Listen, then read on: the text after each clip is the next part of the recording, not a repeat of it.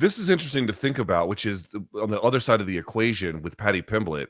Clearly, the UFC has big expectations for him, not merely to help mature and nurture the UK market, but just as a guy that the fans, whether they like him or they hate him, and most people seem to like him, but he can be a lightning rod in a variety of ways, that there's just a lot of buzz around him. So what happens, like, do you think the UFC would be bitter if Justin Gaethje won, in the sense that, A, it doesn't add much to his legacy to be a two-time interim champion, and B, now you've ruined the party on the other side?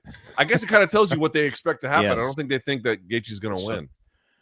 They don't book, if it was about Justin Gaethje, like, let's put it this way. It would be Paddy versus Arman, right? If they weren't worried about Paddy, if they weren't trying to get him out, they would be like, well, you just put this guy who deserves it. Justin's pushed out of the equation. You have these two guys go at it. The reason Justin's in there, I think, is because the new era, they want to associate with a guy who is a firebrand, who comes in and, like Paddy Pimblett, and realizes, he wins a title and he's able to kind of set up whatever's next in that division, which could be a couple of different scenarios. So it would be in a very healthy position. And I think Paddy is a guy that would draw casual interest back into the sport right away and all that stuff. So you're right. This is one of those situations where Justin Gaethje gets the chance to kind of blow up the plans here. And this is, I don't know how you feel about this fight, but there's no animosity. It's almost like everything's off center when they look at each other. They just have admiration. They've said some things, but it's mostly like, I like this guy. It's a necessary evil. Just got to go beat him. Meanwhile, like Dan Hooker and Paddy Pimblett are like, bad blood brewing, like back and forth. And you got Arman out there, which Paddy has commented on, and Justin has looked at him as well. It's a very strange setup. It feels like, in that sense, that you're right, that Gaethje's being placed in there basically to get Paddy over in the wrestling term, right? Like to get him over and be like, here we go. Now we enter this era. And we've seen this before, man, where whatever that plan is doesn't work.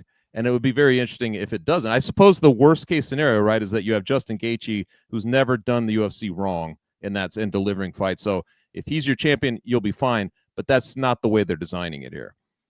The DraftKings odds have Gaethje at plus 190, Pimblett at minus 230. Of course, all of those are subject to change. They can change between now and then, but they kind of indicate, I think, pretty correctly what the odds should be, that Pimblett deserves to be the favorite, but it's not so, I mean, it's strong, but it's not so overwhelming that you could not imagine a case for Gaethje to win. Let's talk about Paddy for just a second here. Now, in his case, I will tell you, I did not see him even becoming an interim champion, and his improvement to me has been real. He's filled out dramatically in this weight class. That's another thing I didn't see coming when he was at 145. Someone once asked me, like, this was back when Topuria was at 45, and this even before he was champion, like long before that. And they were like, oh, what happens if Topuria fights Paddy? I'm like, you might kill him. It's a mismatch. You can't even do something like that. But to his credit, I remember he has. Yeah, to his credit, he has actually improved significantly. Now, I still think I would pick Topuria to beat him 10 times out of 10. But his ascendancy, this was a guy, people always talk about like favoritism in the fight game, and like, did he have some coming from Cage Warriors? Sure, but it all kind of worked. Like, favoritism in the fight game can backfire, but when it works, you have to acknowledge it as well. Clearly, the UFC favors him. And an interim title, Chuck, as minimal as we might count it as an award, I think in his case would actually be something of a freaking achievement. It's the same thing that Gaethje had and that Poirier had. It puts him in some pretty interesting company. It really does. And to your point, man, it would be fairly remarkable to look back on, because I think with Paddy Pimblett, he felt more like a novelty that the UFC brought in than he did a legitimate contender. And even in the early fights against Vargas and some of those guys that he was standing against, they weren't easy for him. He looked like he would get clipped too easily. Like, it just looked like he would get himself into trouble. And I just remember back in those, like in that time, you're thinking like, well, we'll see how long this goes. But it felt very much like a novelty. Like, you're just watching this guy who has this, this fan base he brings over, and we'll see how long that goes. For him to end up in this position and to actually win a title would be fairly remarkable, because this is a guy who's had to deal with larger amounts of scrutiny, I guess. You know what I mean? Like, he's been forced to have to deliver in situations because he's he talks a big game, and when you get in there, if he doesn't deliver, it's going to look very poorly on him. He's been able to do that. And honestly, man, like, yeah, you got Tony Ferguson, who's long in the tooth, kind of way past his prime, and you get a guy like Michael Chandler. This to me, even though Gaethje's pretty old, but this to me is like, if you're able to get through Justin Gaethje, and I don't think you're seeing a hugely diminished Justin Gaethje. If you're able to do that to him, I think that is one of the stories that we have to look at in our sport and be like, wow, man, this dude really capitalized in a way that I never saw coming. I personally didn't see it coming. And I remember talking to people who'd watched him in England beforehand, and just kind of the way he took losses, the way he was almost suicidal at certain points. And they would wonder about his mentality, if he was even cut for the fight game in a long-term situation. So you get into this situation now, man, it's a fairly remarkable. I know he's kind of almost downplaying it.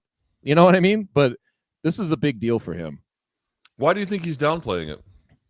I don't know, man. I saw an interview, and it just seemed like he was like, maybe he has like almost like soporific delivery sometimes. He doesn't really feel like he's, fully awake sometimes.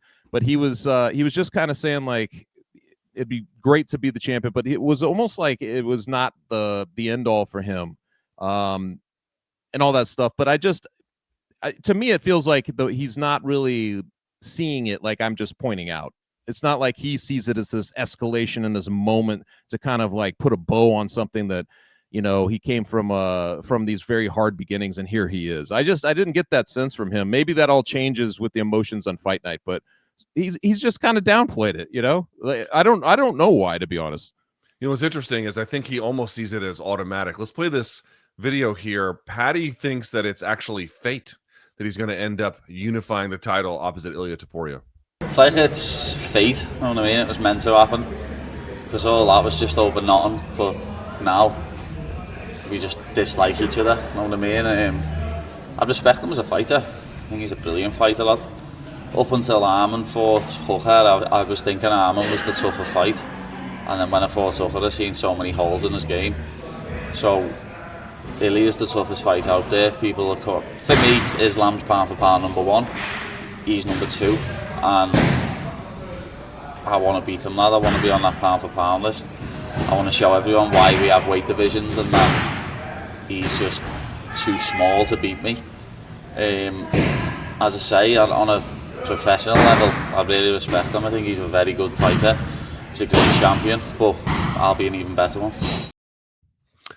You have to love the moxie. You have to love just a breezy kind of confidence that this is all set up. I mean, maybe you feel that way when you're fighting nothing but dudes in their late 30s and early 40s. Well, that is true, man. I mean, like, he is getting the platter of you mentioned, the lightweight division being a golden era through all of those fights. He's kind of, getting the leftovers of that division at this point. But people, which is true. Like, you have this is one of those things where, like, you'll see this all the time if you watch fights long enough, where, like, again, this was a similar kind of criticism that was levied against John Jones. Here he comes, and he's beating Rampage and Shogun and Machida and Bader too, but that was obviously before the title run itself.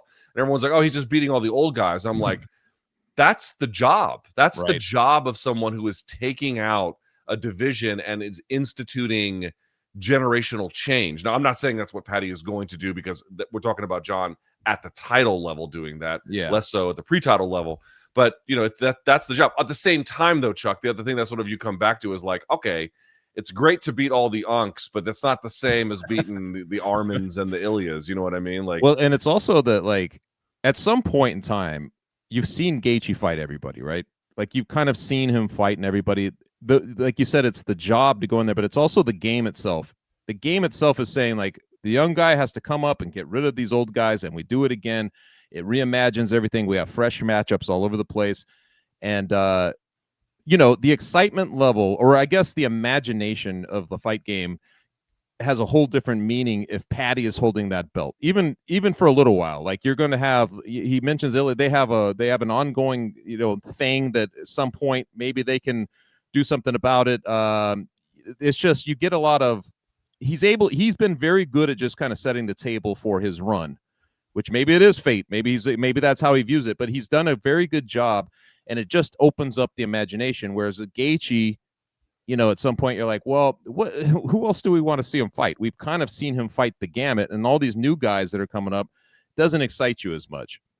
And the truth is, last thing on this, we'll talk about the co-main event, which is you need people to do what Paddy has the opportunity to do. It's not at, I mean, okay, it's technically at the title level because it's an interim one, but for the sake of argument, it's not the real title level, obviously. Right. You need young guys to beat up the old guys, and you need them to be replaced. Like that's good for a division when that happens. And not for nothing, Chuck, he's not American, but the UFC could use some stars, obviously in UK as well. We don't know what the hell's going to happen with Tom Aspinall, and Leon's on his way out. Like Paddy would be revitalizing both for the UFC brand more broadly in that market.